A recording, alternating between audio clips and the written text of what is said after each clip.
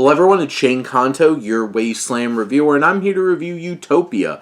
And this is a new sci-fi action thriller from director James Bamford, who has been doing some heavy work for Republic Pictures, which I know a lot more about because of my journey through all those John Ford films, and like Republic Pictures is still going strong today and really does focus on a lot of these like straight to VOD kind of action thrillers, and Bamford has been certainly a part of quite a few of them in terms of like Hard Home and Shadowland and Air Force One Down.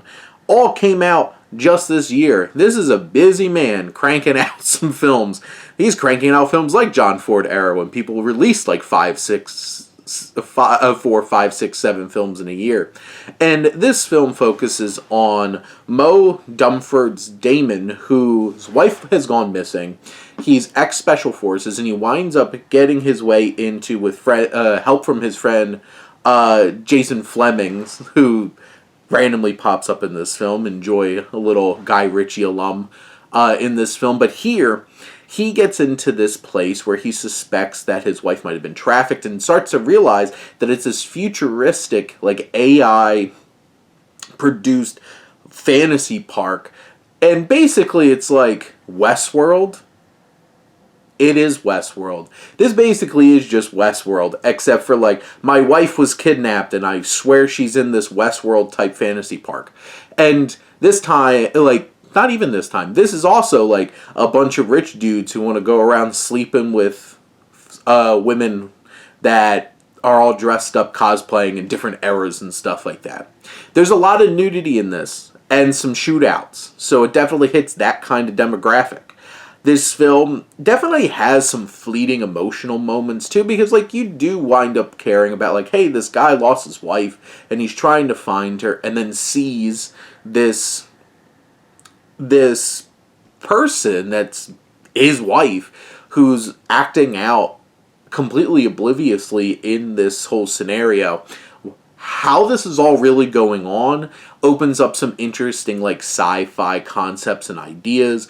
And does the film like dig too deep into them? No, but I think it introduces them in at least a way that like it explores those ideas at least a little bit and adds a little bit of depth to this film, which could have easily just been like, I'm sad, I want to find my wife, and then next scene, lots of breasts, next scene, there's a shootout. It all kind of builds up to a big climactic ending, but you could definitely tell like this film doesn't have a huge budget, so there's not a ton of that going on.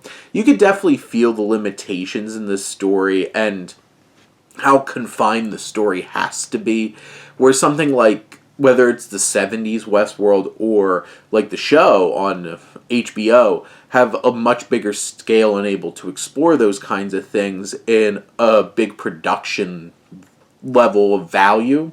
Here, it's very simplistic, it's lo-fi sci-fi, and you're able to explore those things. And a lot of the performances are pretty clunky and awkward, so like, they're not the most engaging. There's a couple of the women who are, I feel like they're just like escorts. I think that's the best way to explain them in this fantasy park. I think some of them do a fine job.